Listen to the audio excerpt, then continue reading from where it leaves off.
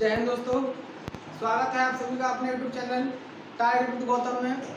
दोस्तों, आज लोगों की जो आपकी क्लास होगी वो क्लास चलेगी सैयद वंश और लोधी वंश। इससे पहले आपकी जो क्लास हुई थी तुगलक वंश पर, किस पर? तुगलक वंश पर।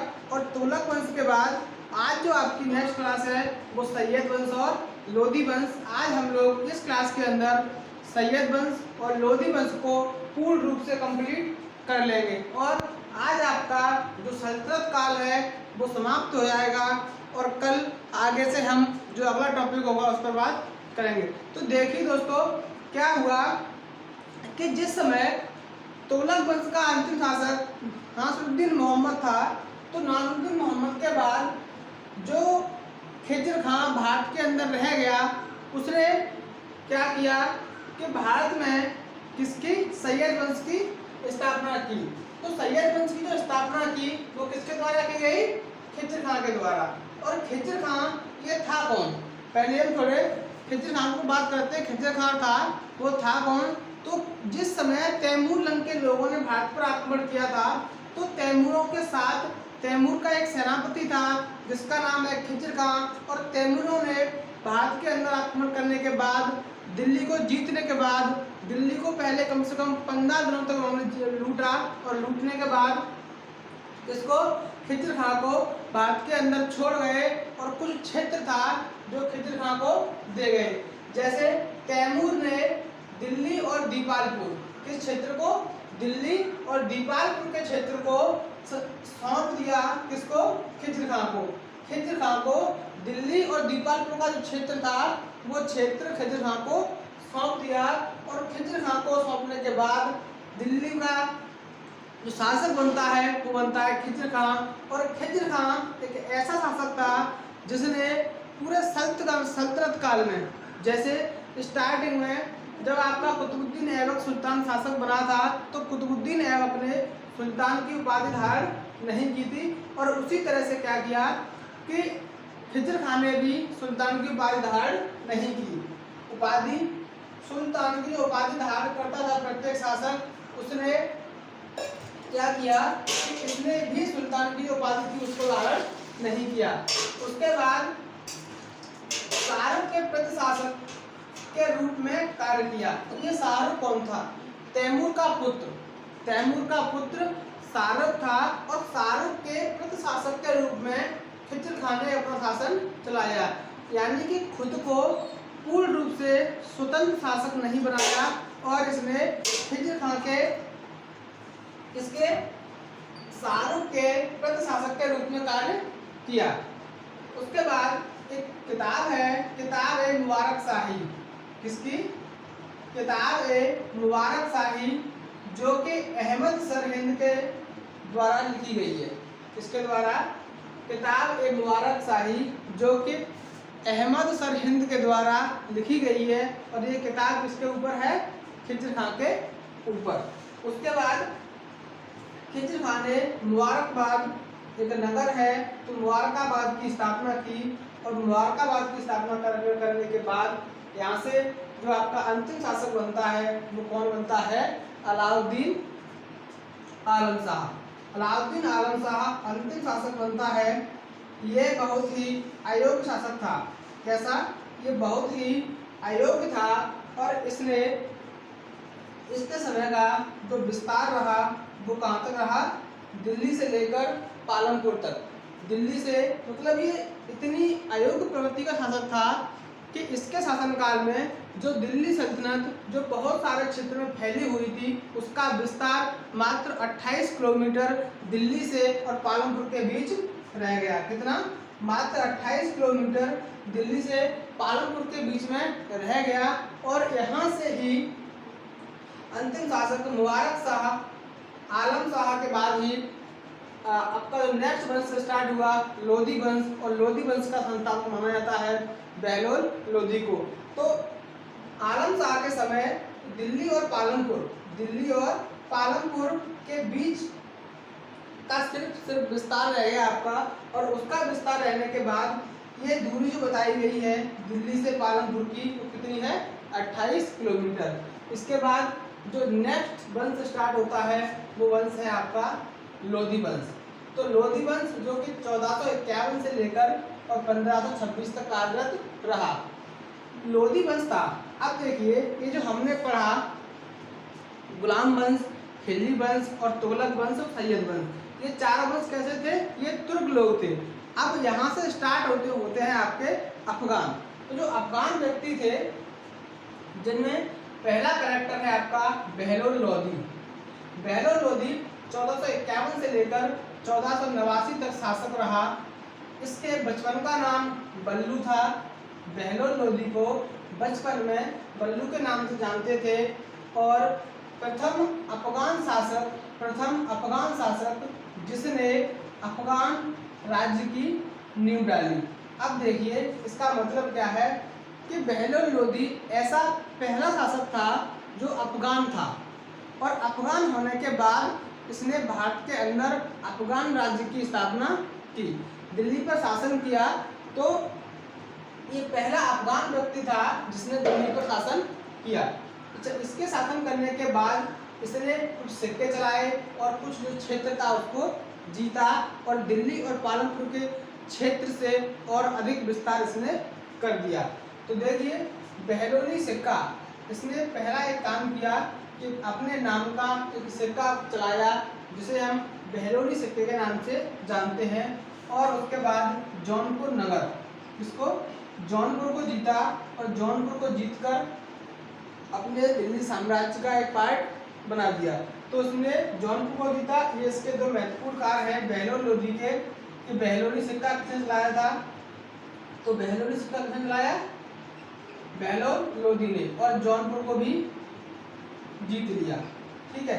इसके बाद इसके दो पुत्र होते हैं जिसका नाम है सिकंदर लोधी। और सिकंदर लोधी आगे चलकर शासक बनता है बहलोल लोधी के बाद। और सिकंदर लोधी के दो पुत्र हुए जिसका एक का नाम है इब्राहिम लोधी और एक का नाम है जलाल खान। तो अब देखिए जो सिकंदर लोधी रहा वो लोधी वंश का सबसे महत्वपूर्ण शासक, सबसे शक्तिशाली शासक कौन रहा? सिकंदर लोधी। और सिकंदर लोधी जो था, जो यहाँ पर भाईचारे का सिद्धांत स्टार्ट किया था बहलोल लोधी ने। तो बहलोल लोधी ने जो भाईचारे का सिद्धांत स्टार्ट किया था उस सिद्धांत को, भाईचारे के सिद्धांत को क्या किया कि सिकंदर लोधी ने समाप्त कर दिया। और भाईचारे के सिद्धांत को समाप्त करने के बाद 1504 ईस्वी में आगरा की स्थापना की। किसकी? तो आगरा की स्थापना किसने की? 1504 ईस्वी में आगरा की स्थापना की। और आगरा की स्थापना करने के बाद दिल्ली से आगरा ही राजधानी बना दी। तो पहली बार जो आगरा राजधानी बनाई गई वो किसके द्वारा? सिकंदर लोधी के द्वारा बनाई गई। और आगरा की स्थापना भी सिकंदर लोधी ने 1504 ईस्वी में की थी। तो राजधानी आगरा बनाई। और उसके बाद पॉइंट है आपका भूमि माप। तो भूमि माप है, जैसे कई लोगों ने अपने अपने शासनकाल में अपने नाम से जो भूमि माप की प्रक्रिया थी उसको लागू किया। तो इसी तरह से भूमि माप के लिए इसने जो पैमाना बनाया उसका नाम था गज-ए-सिकंदरी। तो गज-ए-सिकंदरी का निर्माण किया और गज-ए-सिकंदरी के से ही भूमि माप की प्रक्रिया को स्टार्ट किया। सिकंदर लोधी ये कविताएं भी लिखता था। सिकंदर लोधी कविताएं लिखता था जो कि गुलरुखी के नाम से लिखता था। तो देखिए जो इसका उपनाम रहा तो गुलरुखी नाम से कविताएं लिखता था। सिकंदर लोधी गुलरुखी नाम से कविताएं लिखता था, यानी कि इसका जो नाम था सिकंदर लोधी उसको न लेकर ये गुलरुखी के नाम से कविताएं लिखता था। उसके बाद कुछ बुक है इसकी, वो बुक रही एक तो फर-हग्गे-सिकंदरी। कौन सी? एक बुक है आपकी फर-हग्गे-सिकंदरी जो कि आयुर्वेद से संबंधित है। किससे? आयुर्वेद से संबंधित है फर-हग्गे-सिकंदरी। और एक और बुक है जिसका नाम है लज्जत-ए-सिकंदरी। लज्जत-ए-सिकंदरी जो बुक है वो किस पर लिखी गई है? संगीत पर। पूछा जाता है कि सिकंदर के समय में ऐसी कौन सी पुस्तक थी जो कि संगीत के विषय पर लिखी गई थी। तो संगीत के ऊपर लिखी जाने वाली पुस्तक है लज्जत और सिकंदर शाही। लज्जत और सिकंदर शाही। इसके बाद सिकंदर लोदी के दो पुत्र हुए, पहला पुत्र जोना खान और उसके बाद इब्राहिम खान। तो इसके बाद जो अंतिम शासक बनता है वो कौन बनता है? इब्राहिम खान। 1517 से लेकर 1526 ईस्वी तक इब्राहिम लोदी शासक बना और इब्राहिम लोदी के समय ही जो बाबर मुगल था इसने भारत पर आक्रमण किया और इब्राहिम लोदी को पराजित करके इसने यहाँ से मुगल वंश की स्थापना की। तो देखिए अंतिम शासक जो कि बाबर था, अंतिम शासक जो कि इब्राहिम था, लोदी वंश का अंतिम शासक इब्राहिम लोदी था और इसके द्वारा इसके समय ही बाबर का आक्रमण हुआ या बाबर ने अपना अभियान स्टार्ट किया किसके समय? इब्राहिम लोदी के समय। तो युद्ध भूमि में मरने वाला प्रथम सुल्तान कौन था? युद्ध भूमि में सल्तनत काल के पूरे सल्तनत काल में ये ऐसा शासक था जो कि युद्ध के समय मारा गया था या युद्ध के मैदान में मारा गया था। तो इब्राहिम लोदी दिल्ली सल्तनत का प्रथम शासक था जो कि युद्ध के मैदान में मारा गया। उसके बाद इब्राहिम लोदी ने घटोली का युद्ध किया और घटोली का युद्ध राणा सागा के विरोध में किया था। घटोली का युद्ध जो कि 1517 से लेकर 1518 ईस्वी में किया गया, जो कि राणा सागा और इब्राहिम लोदी के मध्य में हुआ था। उसके बाद एक युद्ध है आपका पानीपत का युद्ध, ये तो आपने सुना होगा।